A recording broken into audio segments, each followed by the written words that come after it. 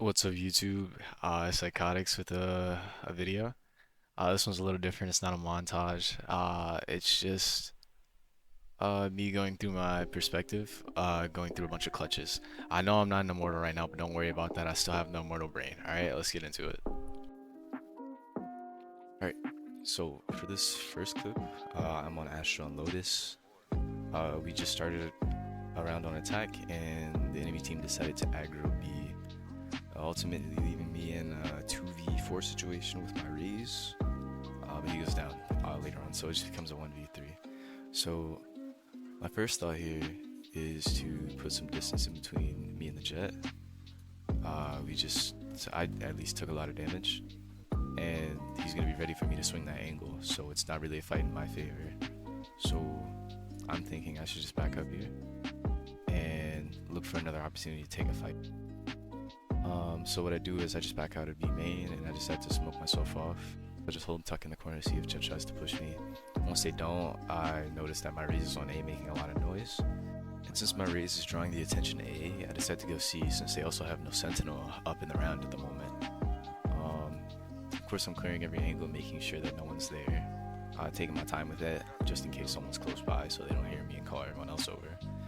But once my Raze dies, I just assume I have a free sight, try to plan for as many angles as possible, mound, waterfall, and kinda CT, just so I can give myself options to play, and so that the enemy doesn't have a clear idea of where I'm playing. But in this instance, I decided to push up waterfall since I'm severely down numbers, and I hear them rotating. I hear 3 rotating CT. At first, I think to go behind them, but I'm kind of behind on it, so I decide to walk back waterfall and see what I can get there. I want to see if I can catch someone as they're crossing to get bombed. I get the pick on the Jet, caught them lacking, and the Omen decides to smoke me off waterfall once they know where I am, but I can hear the Reyna full stomping, full noise, giving me all the info that they're pushing me in the smoke. And then I hear the Omen tap as I kill the Reyna, but I realize that I have stars left. And with, like, you know, certain characters you have full clears, like Silva's drone, a dart. It lets you know that the person is not going to be on, and Astra has their suck for that. So I use the suck since I've had full util this entire time to get the Omen off the bomb. Don't even have to peek, I can just wait inside the smoke and play time there. And when he taps again, all I have to do is just swing out confidently and kill him. Even if he were to kill me there, I know that he doesn't have enough time to defuse the bomb, so it's just an easy clutch from there. Okay, for this next clip, I'm on Viper and Breeze on defense. I just got a pick onto a lurking Sova, A main, and unfortunately the rest of my team kind of just flies out mid, swings everything, dies, so I'm left in a 2v3. Again, ends up being a 1v3. So my first thought here, after killing the Sova and seeing that my entire team is dead mid, I realized that there's a lot mid, and my first thought is to walk up A main, take the fight to them, because what I don't want to be is on site if this is an A main and mid doors split push. That would just be a horrible situation. So I decided to take a fight where I think there will be less people. So I go to clear A main and pick up a better gun since I had a bulldog while I'm at it, and I end up getting A main for completely free. And my whole thought process here is that I don't want them to think that I'm A main. I want them to think that I'm wrapping either mid doors again or going up halls. I want them to be a lot less sure of where I am.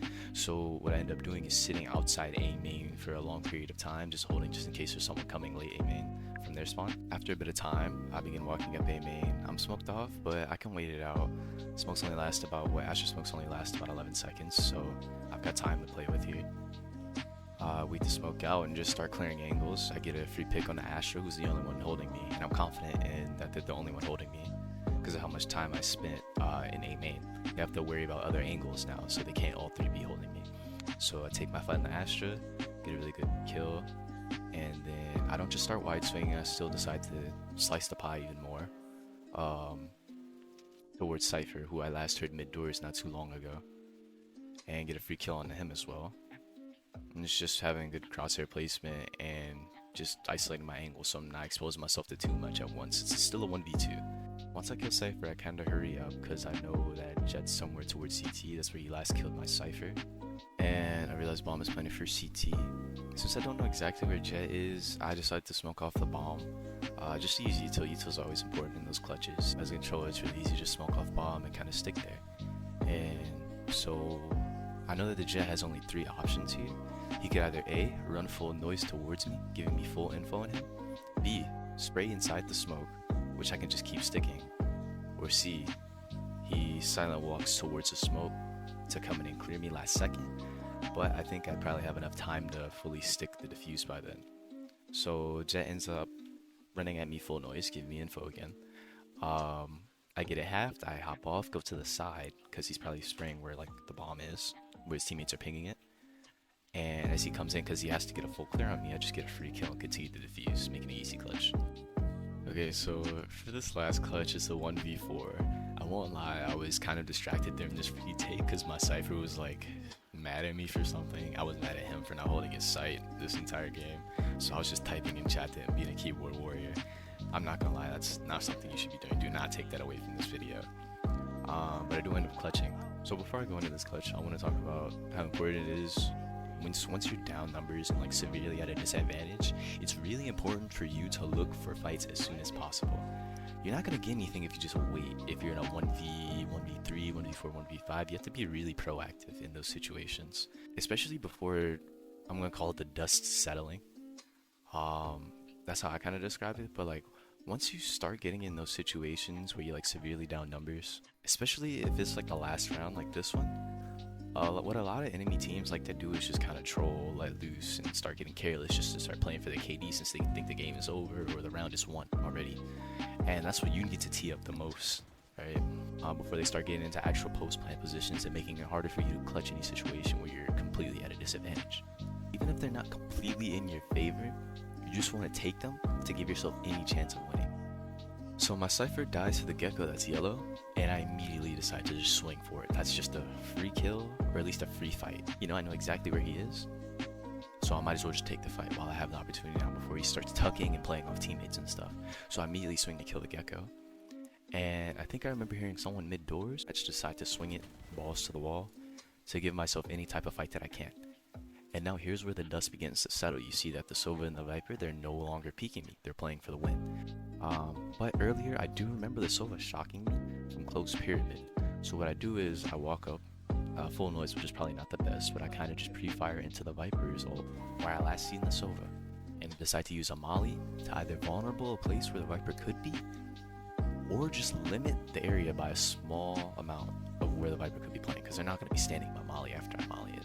I decide to swing into the Viper ult because, you know, I have to push forward, bomb this down. And notice how I'm swinging into the, I know a lot of people talk about this, but I'm swinging into the smoke of the ult sideways. Like I flick into it so that my gun isn't exposing me like earlier than it needs to be. Apparently the Viper doesn't understand this because while I'm going through clearing the ult, I see their gun to get the 4th kill and end up defusing bomb to get it 11-12. Alright, so let's talk takeaways for this video. 1, keep a mental note of the info the enemies give you. In the second clip, Cypher canned mid-doors, so I knew he was genuinely going to be in that area. In the third clip, Sova shocked me from pyramid, so I kind of sprayed within that general area again. It's always good to have a mental note of the things you hear, things that you see on the mini-map, so you know what positions that certain people are playing, so you know what to watch out for. Number 2, be proactive and use the chaos to your advantage. Within reason, you should try and take and win as many 50-50s given to you before the enemies start to get coordinated. And number 3, smart util usage.